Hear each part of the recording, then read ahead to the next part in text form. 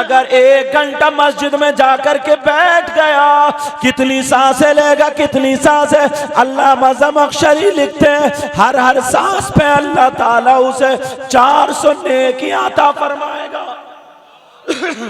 कितनी नेकियां बोलो? 400 नेकियां अता फरमाएगा। 1 घंटे में कितनी सांसें लेगा? कोई रुपया पैसा लगा? जाके बैठते हो मस्जिद में? हाँ जी बैठेगा। 5 वक्त की पढ़ने तो जाता नहीं है, चौराहों पे बैठ के गप्पे मार रहा है।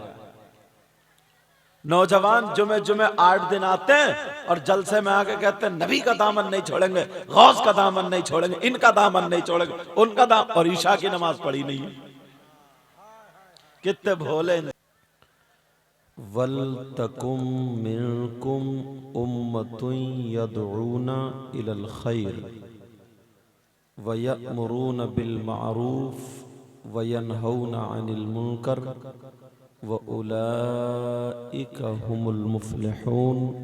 सदक़ल्लाहुल अज़ीम। आका की बारगाह में ग़ुलामी का सबूत देते हुए पूरा मजमा झूम करके दुरूद शरीफ का नजराना पेश करें। अल्लाहुम्मा सल्लि अला सय्यिदिना मौलाना मुहम्मदिन व अला आलि सय्यिदिना व मौलाना मुहम्मदिन व बारिक वसल्लिम सलातन व सलामन अलैका या रसूल अल्लाह सल्लल्लाहु तआला अलैहि वसल्लम। मेरे साथ में सब लोग मिलकर के तौबा के कलिमात पढ़ें, रब की बारगाह में तौबा करें। पढ़िए अस्तगफिरुल्लाह अस्तगफिरुल्लाह अस्तगफिरुल्लाह रब्बी मिन कुल्ली ज़म्बिन व अतूबु इलैहि ला इलाहा इल्लल्लाहु मुहम्मदुर रसूलुल्लाह सल्लल्लाहु तआला अलैहि वसल्लम। एक वली कामिल आरिफ बिल्लाह कुतुब वक्त अशाह हुजूर रहमतुल्लाह रहमत अली शाह अलैहिर रहमतो व रिज़वान के आस्ताने पर हम और आप सब हाजिर हैं। पहले तो आप अपने आप को यूं समझें कि ना तो आप मेरी वजह से आए हैं और ना किसी दूसरे आलिम की वजह से आए हैं, बल्कि एक वली कामिल के हम और आप मेहमान बन के आए हैं। अब अगर किसी का प्रोग्राम उसमें बदनज़मी, किसी के बेटे की शादी हो, बेटी की हो, या कोई और फंक्शन हो, अगर कोई भाई उसमें बदनज़मी करने लगे, इधर उधर करने लगे, तो बताओ जिसका प्रोग्राम है वो खुश होगा या नाराज होगा? ये तो किताब में देख के बताने की बात नहीं है, सब जानते हैं। तो ये उर्से पाक जो है ये हमारा आपका प्रोग्राम नहीं, बाबा रहमत अली शाह अलैहि रहमा का प्रोग्राम है। मेरी बहनें भी भाई भी इस चीज़ का ख्याल रखें। कुछ मरहले बड़े नाजुक होते हैं। मेरी और आपकी नाराज़गी आप झेल सकते हो, मगर किसी अल्लाह वाले की नाराज़गी दुनिया और आखिरत दोनों बर्बाद कर देती है। बहुत नाजुक मोड़ पे हैं आप। कभी कभी ऐसी महफिलें होती हैं जहाँ पर अपने आप को बड़ा संभाल के रखा जाता है। मेरा काम था बताना, बाकी अमल करना या ना करना वो सब आपका काम है। मैंने अभी जो तौबा के कलिमात पढ़े और माशाल्लाह आप देख रहे हैं कितना शानदार कितना खूबसूरत कलाम पढ़ने वाले शाकार तरन्नुम शायर इस्लाम मद्दाए खैरुल अनाम गुलाम नूर मुजस्सम, बहुत प्यारा पढ़ते भी हैं, मुझे पसंद है। अल्लाह ताला और बरकत अता फरमाए। मेरे बाद भी अच्छे अच्छे शायर हैं। नाजिम साहब इतने मजे हुए, इतने सुलझे हुए, अल्लाह ताला इल्म व अमल में बरकतें अता फरमाए। मेरे बारे में कुछ जुमले बोले तो मैं सोचने लगा, प्यारो एक बात बताऊं आपको,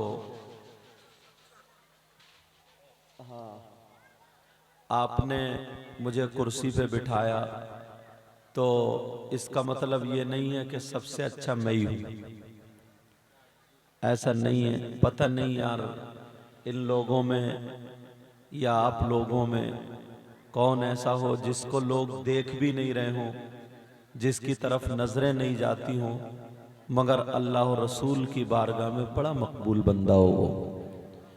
कभी किसी जंगल को खाली मत समझो, पता नहीं कहाँ शेर सोया हुआ हो। तो मैं जो अर्ज कर रहा था, ये कर रहा था, ये तौबा जो मैंने आपसे कराई और की, जरा तवज्जो रखना।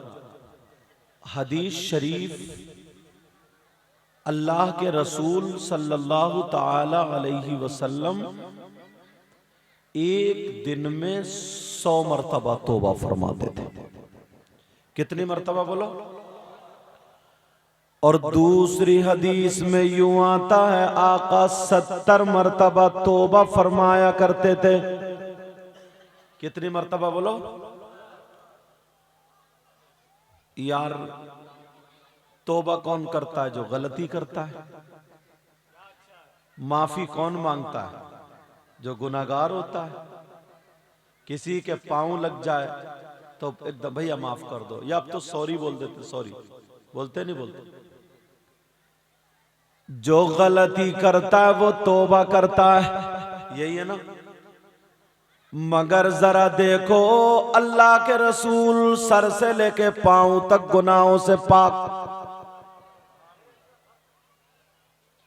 मासूम अनिल खता, बल्कि मेरे नबी नहीं सारे अंबिया गुनाहों से पाक व साफ, मासूम अनिल खता यानी गुनाहगार नहीं। जब नबी गुनाहगार नहीं तो फिर तौबा किस बात की? सवाल समझ में आया? जरा तवज्जो से सुनना। भाई आपने गलती नहीं की और मैं को माफी मांगो, तो काय की माफी? और हदीस शरीफ भी सच, और वो भी ज़ईफ नहीं है हदीस, ये भी याद रखो। अल्लाह के रसूल 100 मरतबा 70 मरतबा तौबा करते हैं, माफी मांगते हैं अल्लाह की बारगाह में अपने गुनाहों से। मगर प्यारे नबी तो गुनाहगार नहीं, तो फिर तौबा कैसी? कभी सोचा? और उस समय आया करो तो ज्यादा कूद फांद नहीं, अदब के दायरे में रहा करो, और अल्लाह वाले का फैजान और जो उलमा आया करें उनसे कुछ तालीम लेके जाया करो। ये अलहाज खादिम हुसैन साहब और ये जितने साथी आप लोग बड़ी मोहब्बत से करते हैं, मैं दिल से दुआ करता हूँ मौला अगर किसी भाई बच्चे से कोई भूल चूक हो रही हो, मौला तू माफ कर देना और इस उर्स पाक को पाक कर दे, इस उर्स को हमारे सब के लिए जरिया नजात बना देना।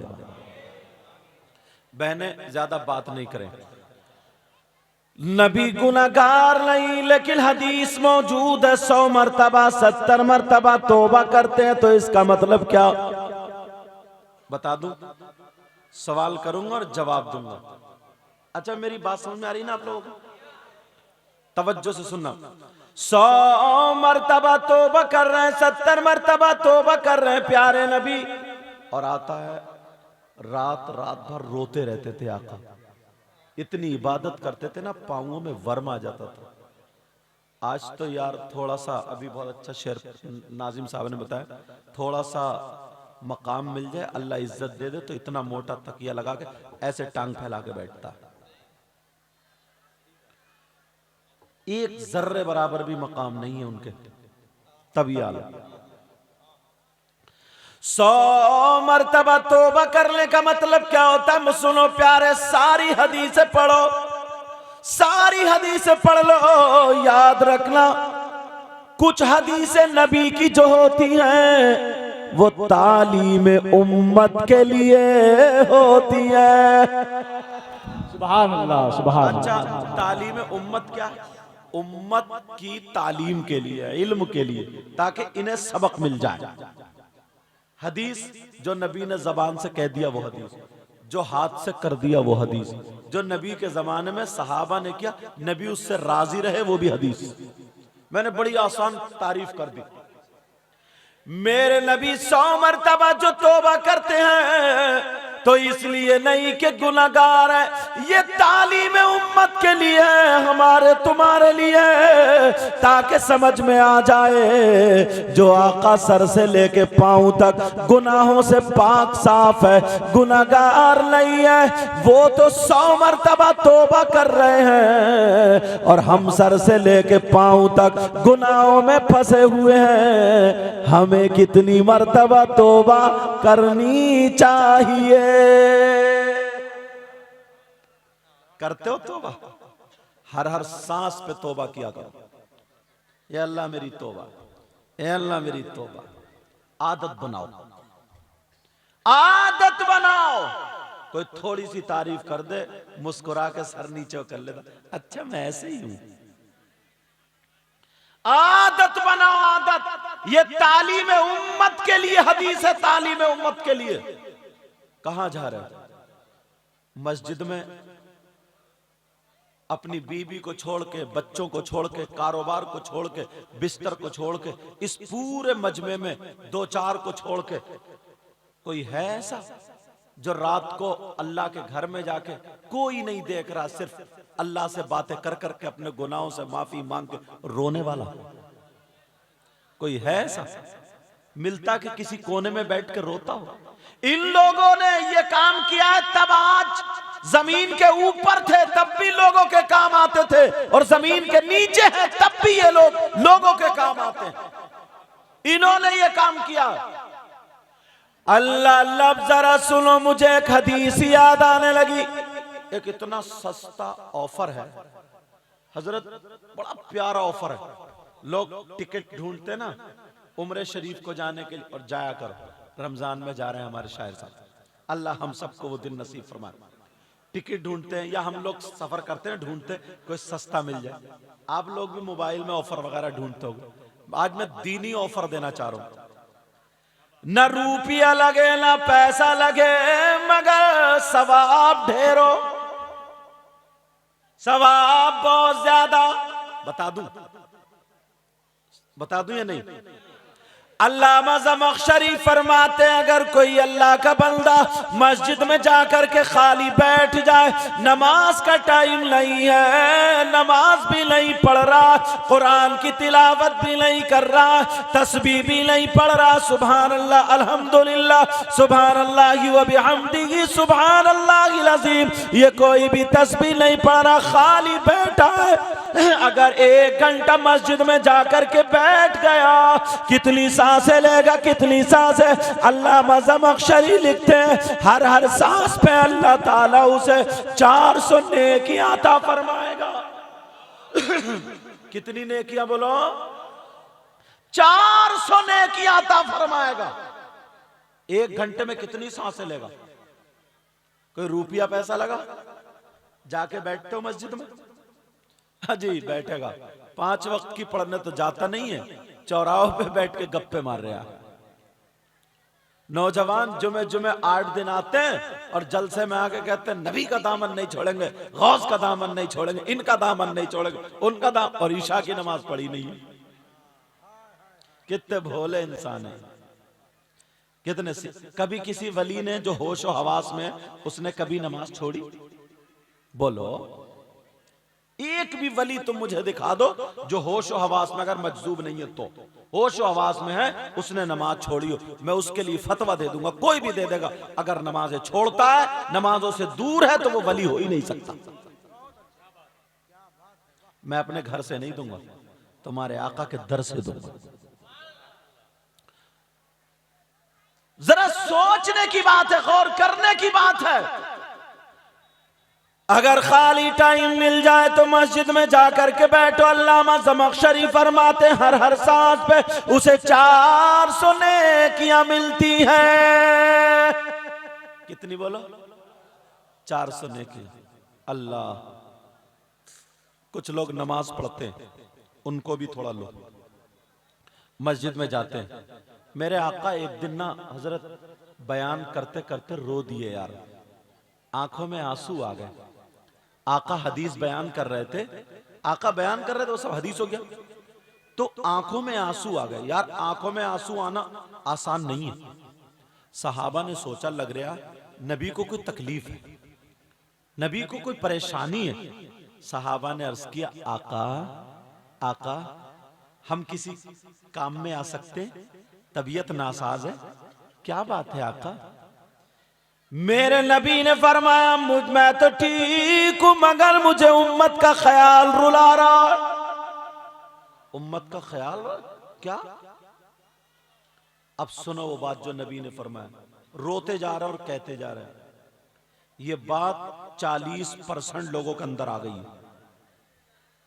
मेरे नबी ने फरमाया पिछली उम्मतें जो थी उनके अंदर कुछ बीमारियां ऐसी थी जो उनको ले डूबी। उन बीमारियों में से एक बीमारी मेरी उम्मत में भी आ जाएगी। वो ऐसी बीमारी होगी, नमाज पढ़ेगा फिर भी जन्नत में नहीं जाएगा, रोजे रखेगा फिर भी जन्नत में नहीं जाएगा, हज करेगा फिर भी जन्नत में नहीं जाएगा, ज़कात देगा फिर भी जन्नत में नहीं जाएगा। मौलवी साहब होंगे, मुफ्ती साहब होंगे, पढ़ेंगे फिर भी जन्नत में नहीं जाएंगे। वो बीमारी ऐसी हो। सहाबा ने कहा आका बीमारी का इससे क्या ताल्लुक? बीमारी तो जिस्म को लगती है ना, डॉक्टर से दवा ले लो। अल्लाह वाले की बारगाह में, आज के दौर में अल्लाह वाले की बारगाह में जाकर दुआ करो, नजर करम हो, बेड़ा पार।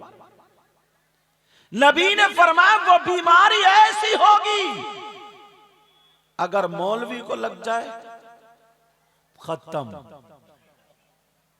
खत्म का मतलब ये नहीं है कि उसकी सांस निकल गई, समझ रहे हो ना मेरी बात?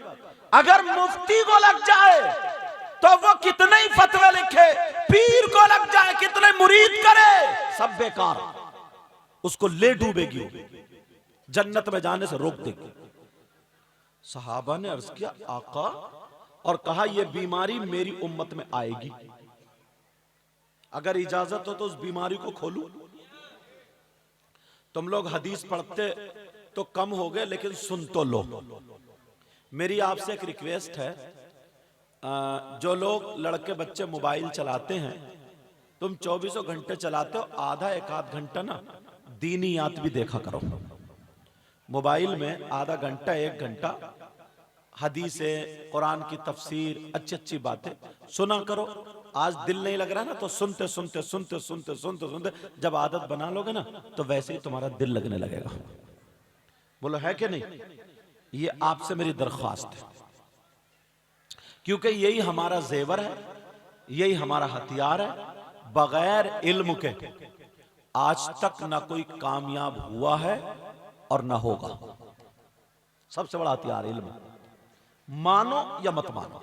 अब सुनो, कभी इल्म पे अगर तकरीर हुई तो बताऊंगा मैं पूरा खोल, क्योंकि सबसे पहला कुरान जब नाजिल हुआ ना, सबसे पहला लफ्ज यहीं से शुरू हुआ।